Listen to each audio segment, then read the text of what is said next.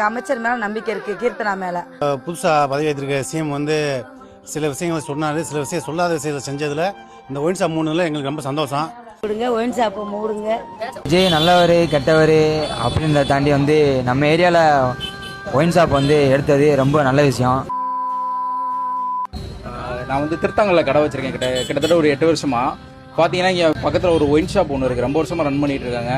பக்கத்தில் ஸ்கூல் இருக்குது, அது போக கோயில் இருக்குது, எல்லாருமே வருவாங்க செய்வாங்க. ஆனால் இங்கே ஒயின் ஷாப் இருக்கிறதுனால நிறைய அங்கே தண்ணி அடிச்சுட்டு என் கடை முன்னாடியே நிறைய பேர் படுத்துக்கிறது இருக்காங்க. நான் அதே பார்த்துருக்கேன். இதனால ரொம்ப தொந்தரவாக இருந்துச்சு. இப்போ விஜய் சார் சிஎம்மா வந்ததுக்கப்புறம் பார்த்தீங்கன்னா அந்த கடையை உடனே எடுக்க சொல்லிட்டாங்க. இது ரொம்ப ஒரு மகிழ்ச்சியாக இருக்குது. இப்போ வந்து அந்த மாதிரி எந்த ஒரு பிரச்சனையும் இல்லை. அது கொஞ்சம் ஹாப்பியாக இருக்கு எனக்கு. செய்தி ஒரு 20 பேருக்கு மேலே இந்த கஞ்சா வித்தவங்களை பிடிச்சிருக்காங்க கீர்த்தனா மேடோட உத்தரவு பேரில். அது இந்த மாதிரி நடவடிக்கை எடுத்தவங்களுக்கு சிவாசிக்குள்ள இந்த மது போதை சம்மந்தப்பட்ட பொருள் கெடுபிடியை நல்லா ஸ்ட்ரிக்டாக நடத்துகிறாங்க. இது மாதிரி நடத்துங்க, நாங்கள் ரொம்ப நன்றி தெரிவிக்கிறோம். இது தொடர்ந்து நடக்கணும். ஒயின் ஷாப்பை போட்டுனது நல்ல விஷயம் தான். எத்தனையோ தலைவர்கள் வந்தாங்க, ஆனால் அவங்களாம் யாரும் சொன்னதை செய்யலை. இவர் இந்த வாக்குறுதி கொடுக்கவே இல்லை. ஆனாலும் அந்த இதை இவர் செஞ்சுட்டாரு. ஸ்கூலுக்கிட்ட மூடினது, கோயில்கிட்ட மூடினதுலாம் ரொம்ப நல்ல விஷயம். அவருக்கு ஓட்டு போட்டதெல்லாம் வீணாக போகலை.